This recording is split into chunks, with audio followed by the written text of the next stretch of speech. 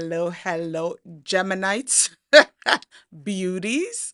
I get silly with some of these episodes.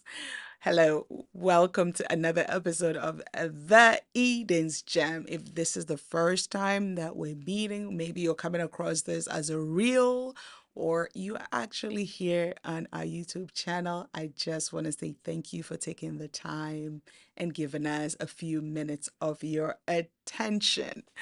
Listen, if you are a returning subscriber, a viewer, maybe you're returning but you haven't subscribed, what are you waiting for?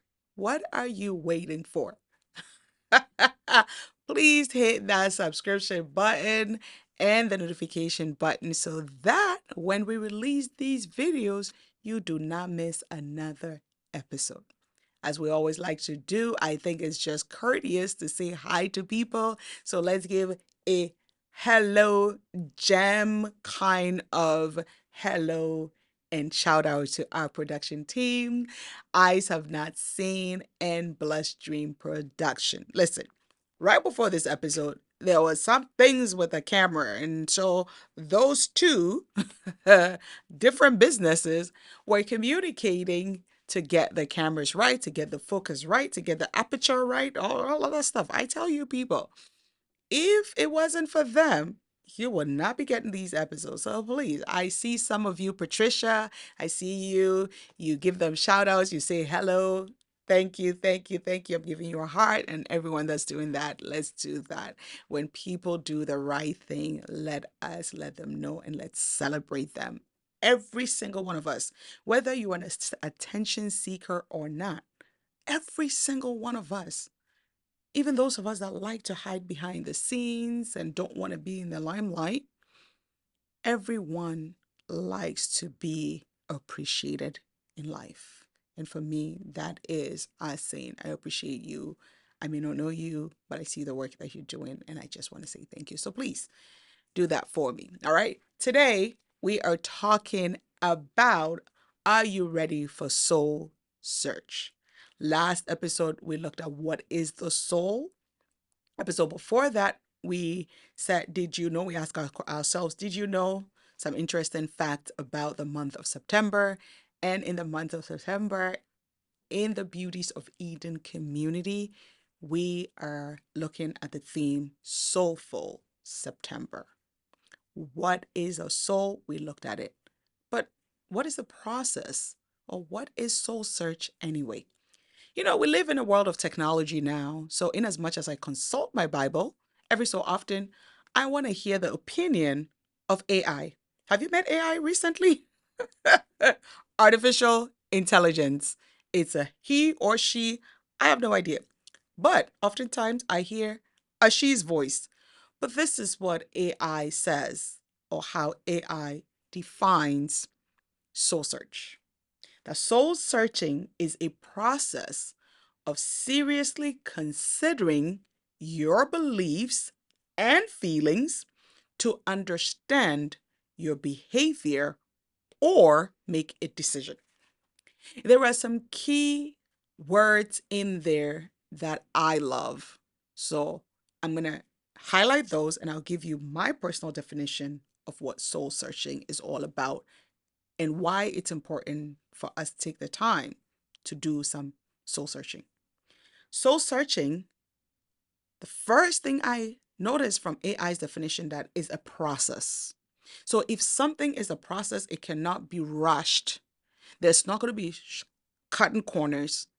It's a process that we have to embark on, that it's a process of seriously considering. The second key word that I see there is serious. It is a process that cannot be taken lightly.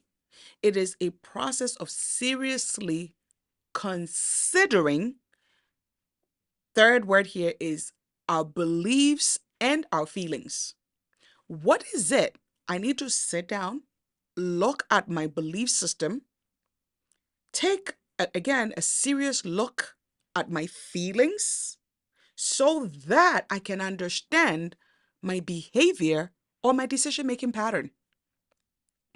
My personal definition of soul searching is taking time to look within to understand why you behave the way you behave outwardly. Taking time to sit down and look within to understand why you act the way you act outwardly. It's a process. So, are you ready, number one, to go on that journey, on that process? Are you ready? Number one, it's a question we're asking ourselves. Number two, because it's a process and it requires quieting of my thoughts, quieting of a space, because I'm going deep in, I'm taking a deep dive. Do I have the time? And most of us will say, I don't have the time. So I don't want to ask you, do you have the time? The question I want to ask you is, are you willing to make the time? You see, every human being, some of you have heard me say this time and time again, has 24 hours. The baby that was born in Antarctica or whatever it is, has 24 hours. The oldest centurion that lives in Japan also is given 24 hours. The fact that the baby was just born, God does not give them or at 25 hours or 36 hours in a day.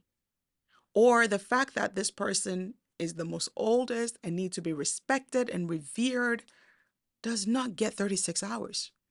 So the question is, do I have time? The question that I ask myself oftentimes when I'm procrastinating is, are you willing to make the time? Is this important enough? That's why I didn't say, let's go and do a soul search. That's why my question is, are you ready for it? Am I ready for it? Am I ready to go on that journey? You see, soul searching oftentimes requires a big old box of Kleenex tissue. Because when we go in searching of what my mindset is normally, what my emotions are normally, what is my will normally, it hurts.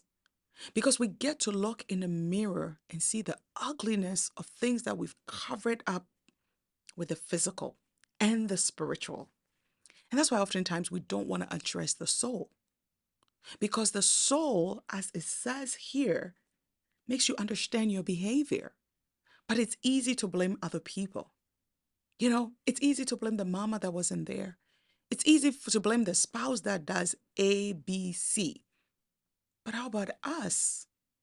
I was having a conversation earlier on this morning with a woman that is harboring so much pain, bitterness.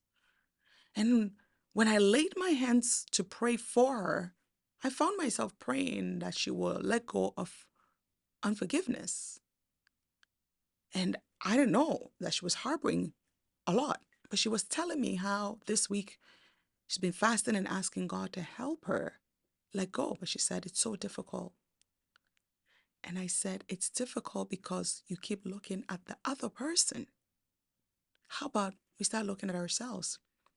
And I was sharing this, in Proverbs 12:1, which is also repeated in Proverbs 14:1, in other words, that a wise woman built her house, but a fool plucks it down.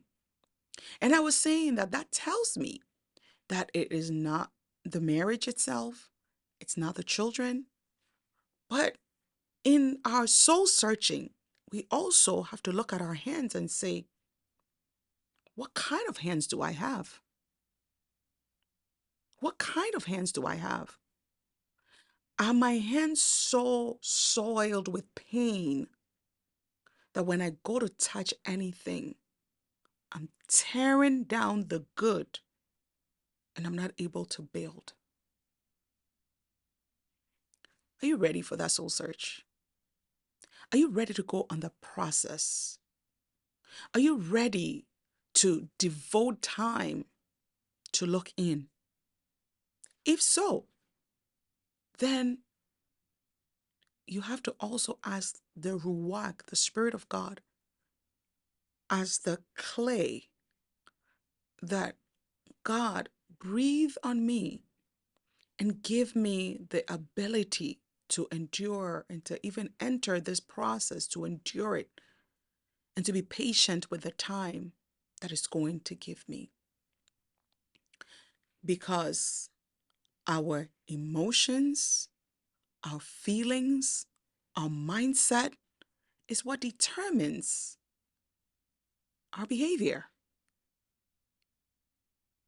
There is a scenario that I believe it's a professor from either Harvard or Yale, one of the Ivy League schools, that was given to, I believe he's a professor of psychology or psychiatry, I'm not sure which one.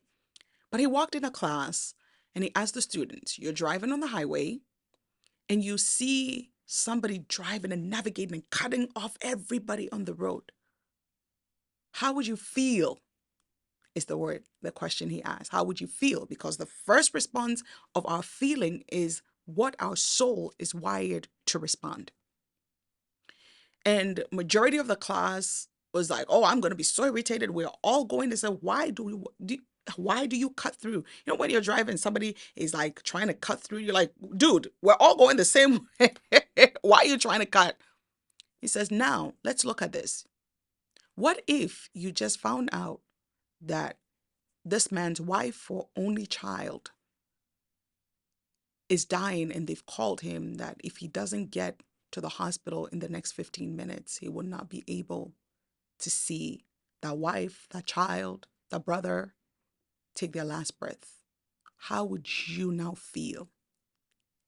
And the class went silent, quiet, sobbing. What changed? The person's behavior didn't change. Their driving didn't change. It's because we went in, the class went in, and we're able to connect. And the reason why oftentimes we are reacting and our soul is so heavy and it's hard to forgive people is that we haven't taken the time to go on the process of asking, what is my soul built up with? What is my soul built up with? Anger, frustration, bitterness, pride. Are you ready for the soul search?